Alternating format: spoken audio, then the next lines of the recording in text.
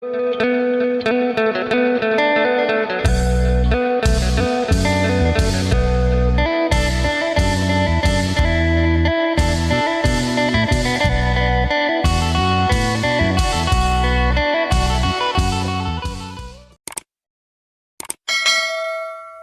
สบายดี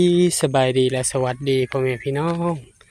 FC กันมืดสุขุสุคนบัวทางฝั่งลาวทางฝั่งไทยหรือต่างประเทศยินดีต้อนรับเข้าสู่ช่องบักจะมาอีกแล้วอยู่หมู่บ้านเต่าฐานคือเก่า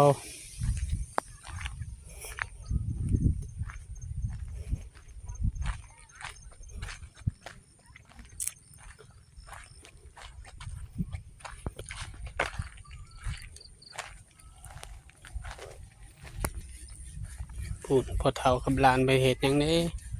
คำอยู่ยังบ่ทันพัก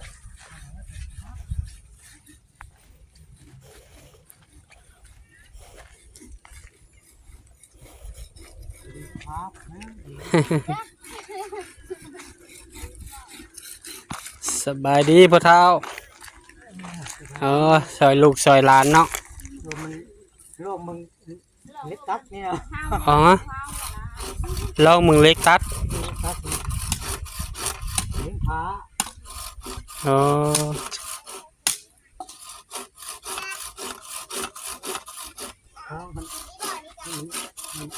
เข่าอยู่บ่ได้พ่อเฒ่าบ่อยากเข่าบ่ได้เนาะแล้วก็ได้กี่ซิวอ๋อเล็กตะไบก็บ่มีบ่ไผเอาให้เรือนี่ไผเอาให้เรือแต่ด้นแหละแต่พระเจ้าชื่อแต่แล้วนี่โอ้พระเอิญป้านี่แหละไม่ใช่พระเจ้าอ๋อโน่ย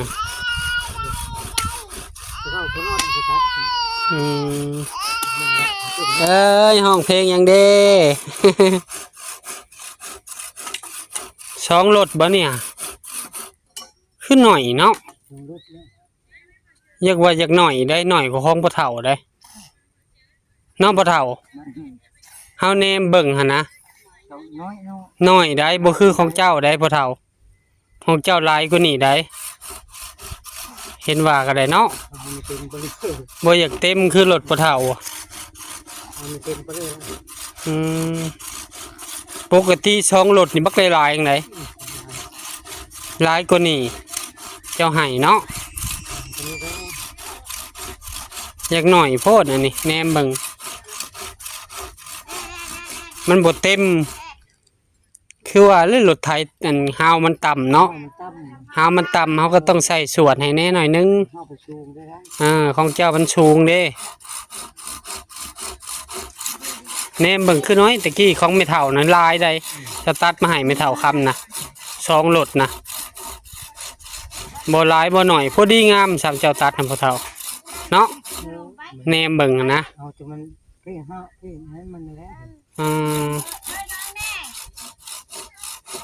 อันนี้บ่เอาไปมาเนี่ยบ่ได้ฮอดอันนั้นซ้ำบ่ฮอด10 ชอบนะเต่านี่ไม่อึดบ่ก็บ่อึดปานใดน้องพ่อเฒ่าเนาะพอได้ตัดอยู่ดอกหักคือว่าแล้วฮาวต่ำฮาวสูงเนาะรถบ่คือกันรถพ่อเฒ่าเบิ่งพ่อเฒ่าให้นะให้ไม่เฒ่ารถละ150,000บ่รถละ100,000เนาะจะให้เนาะนั่นแหละมวย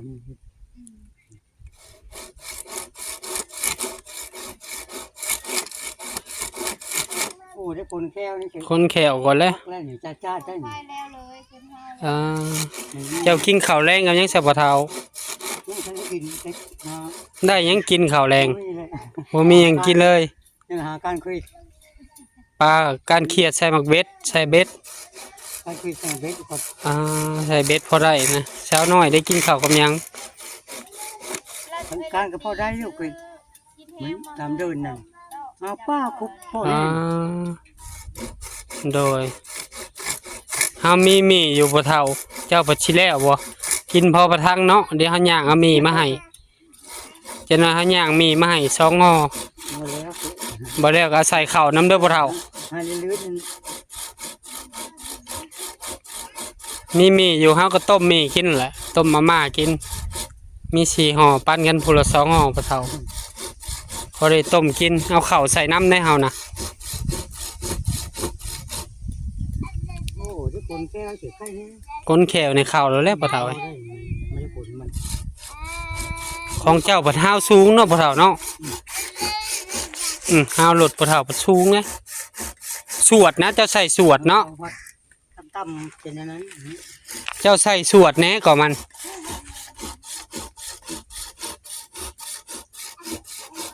โอ้โตจนนั่นหลายนาทีเติบยังบ่ทันขาดปะเฒ่า ลายนั่นแหละ ฮะป้าเชื่อ ขาดแล้ว แล้วปัญหามันเปลืองเงินมันเปลืองเงินนั้น เปลืองไหม ว่ามันเปลืองไหม แม่น นี่พัน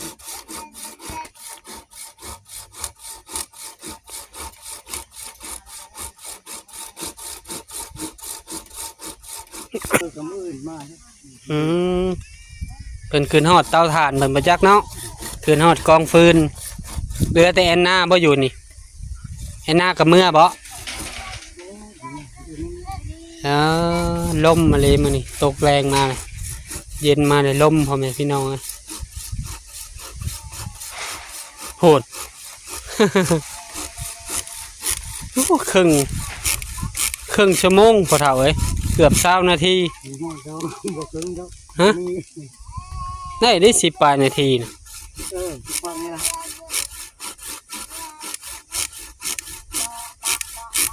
ฮะโอ้ยกลัวแล้วนี่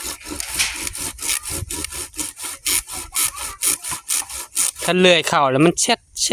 เนาะเสียงมันก็ต่างอีกมันกินไหมนะ เดี๋ยวเข้าถือว่าเลย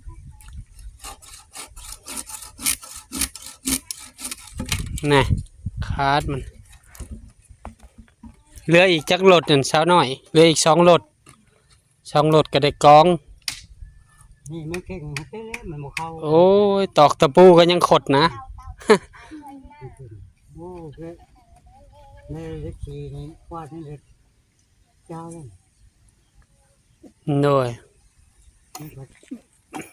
ลูกผู้ชมวยทำนี่แหละยังมันบอกเข้า เจ้าหันใต้โคมมานอนนะบ่มีดอกไฟเลยบ่เจ้านะใต้ตะเกียงเฮ็ดเอาเองบ่ตะเกียงนะของไม่เท่าน้ำมันพืชก็ใส่ได้ ตัดนะ น้ำมันเก่าน้ำมันเอาทอดไข่ทอดหยังอะนะใส่ได้คือกันได้ อะไรเนาะ ใส่ได้ใส่น้ำมันพืชก็ได้พอเท่ามาแต่ทางใด สบายดีกลับแล้วบ่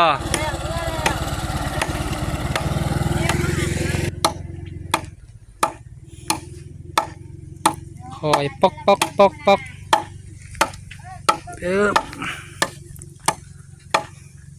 ไม่เก่งน้อยเลย ครับมันดิบนี่แฮงบ่เว้าบ่เท่าเนาะ มันอื่นเลยแทง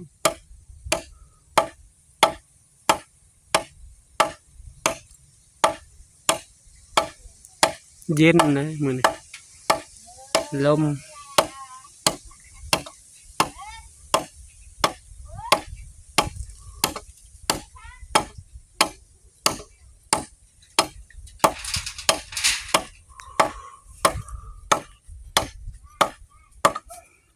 มื้อฮื้อไม่เท่ากับมาแล้วเนาะมื้อฮื้อ ตัวมือนั่น นี่แหละเครือเมื่อยผู้เฒ่าอันนี้ติอยากได้ผู้เฒ่าท่องแท้ผู้เฒ่าวงอาจารย์วง ไปหาแม่บ่ได้ เพิ่นเอาไปต้ม มันจะกินดีไอ้บอก อ่า หาแม่บ่ได้ โดยต้มกินก็ได้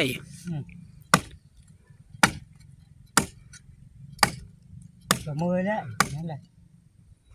เครือเมื่อยแล้วผู้เฒ่านะ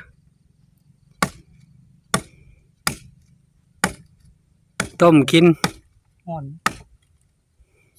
เยอะไม่เก่งแขก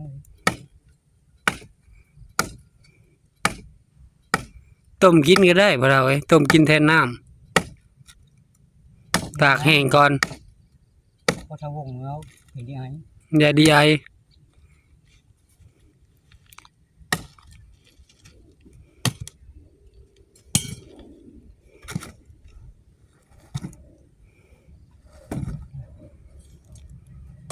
มัน ผู้ดีมื้ออื่นน่ะเฮือนเมียเฮาอยู่ทางนั้นเดี๋ยวเฮาสิเอาไปฝากเราเฮือนเมียเฮาอยู่แถวหันได้เฮือนแม่เฒ่าเฮือนใกล้เฮือนพ่อเฒ่าวง โอ้ ของเมียเฮาไปขายเครื่องคู่มือเด้ อืม สิไปฝากแล้วดอกว่าบอกพ่อเฒ่าคู่นำมาฝากจังซี่เด้อ โอ้เบิ่งตาเอาน้อยนี่เฮ้ย เดี๋ยวเจ้าก็ตัดไว้จักหน่อย เนาะ ตัดไว้ต้มกินพ่อเฒ่า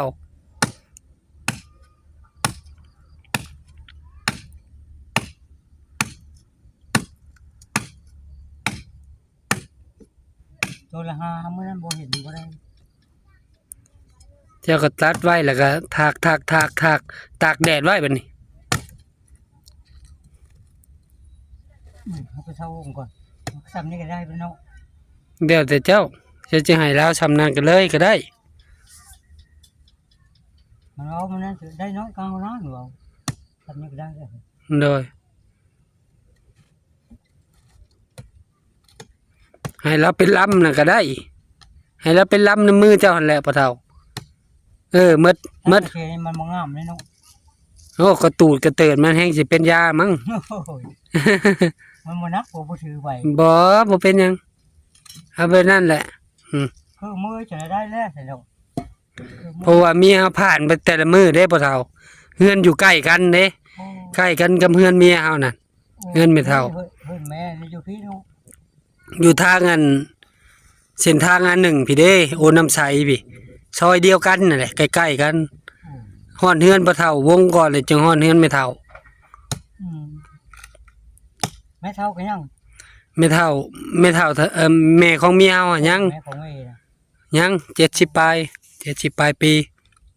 ยังแข็งแรงอยู่เลี้ยงลูกเลี้ยงหลาน พอเท่าได้ซะ พ่อเฒ่าเราเสียแล้วพ่อเฒ่ารวมเด้เราเป็นพ่อบ้านตะกี้จะฮู้จักบ่ พ่อเฒ่ารวมชื่อแล้วบ้านน้องยามา บ้านเขานะมันยังมาบ่ แม่นบ้านน้องยามาพ่อของสาวลาใหญ่เป็นพ่อบ้านตะเกาเป็นพ่อบ้านตาแสง บ้านอยู่นี่นั่นคนผู้ใช้บ่ บ้านนั้นโพนสว่างใต้ คนทางไกลเนาะ ลักคกเขาเอิ้นนะ เออ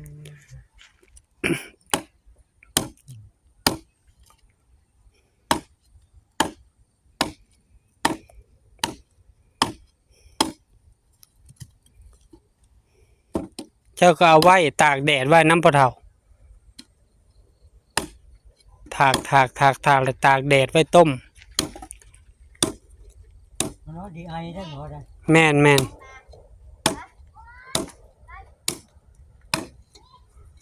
แถวนั้น แถวนั้นแหละ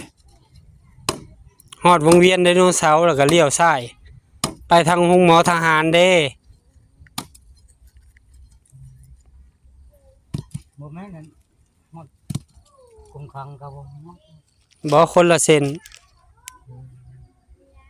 แถวหลักสี่แถวต้นดูเว้ยทางไปหน้องพื้ก็ได้ ไปทางหน้องพื้นี่ก็ได้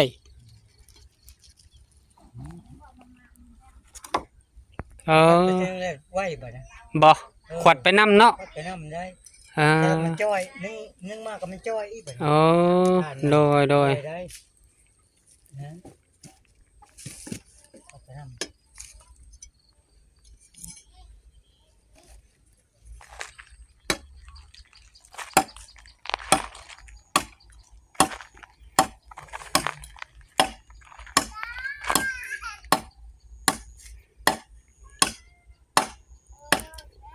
โอ้แข่งที่ร้ายเลยเฮ้ย เบิ่งเฮาสิย่างมื้อเอาอันมีมาให้ต้มกันเด้อพ่อเฒ่า เออ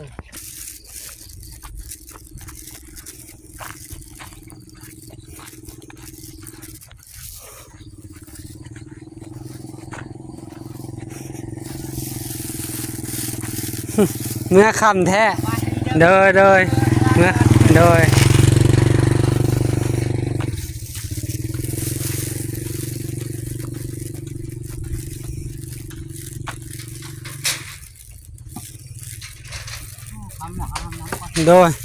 เฮาย่านเจ้าบ่แล้ว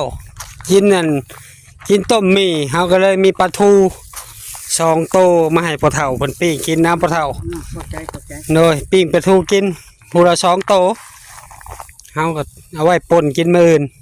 ให้เจ้า2 โตให้เจ้าปิ้ง โอ้ขอบใจ โดยเจ้าสิพักผ่อนน้ำบัดนี้ค่ำแล้วพ่อเฒ่าเอ้ย เพราะมันเอาน้ำ มืดก่อนโดย เอาน้ำก่อน ฝากพ่อแม่เป็นกำลังใจพ่อเฒ่าคูณนี่เด้อครอบครัวบ่าวจะมั่มสาวนางแม่เฒ่าคำเนาะโดยมอฮอนนี่บ่าวจะมั่มก็ขอบบุญขอบคุณพ่อแม่FC ทุกท่านที่เบิ่งคลิปบ่าวจะมั่มแต่ต้นจนจบโดยบ่ข้ามโฆษณาเพื่อเป็นกำลังใจบ่าวจะมั่มเฮ็ดคลิปใหม่ๆออกมาให้พ่อแม่พี่น้องนะครับได้ชมขอให้พ่อแม่ FC ทุกท่านจงมีสุขภาพร่างกายแข็งแรงปราศจากโรคภัยไข้เจ็บคิดสิ่งใดให้ได้สิ่งนั้นจงความมุ่งมั่นปรารถนาทำมาค้าขายซื้อได้ขายมานเด้อพ่อแม่พี่น้องโดยฝากพ่อแม่เป็นกำลังใจครอบครัวบ่าวจะมั่มกดติดตามบ่าวจะมั่มกดไลค์กดแชร์อย่าลืมกดกระดิ่งเพื่อบ่พลาดคลิปใหม่ๆของบ่าวจะมั่มบ่าวจะมั่มก็สิขอตัวลาพ่อแม่พี่น้องเจอกันคลิปหน้าขอกล่าวคำว่าสบายดีกลับก็เด้อพ่อเฒ่าอ่ะสบายดี สบาย ปิ้งปลากินก่อน จะดีนะ เด้อ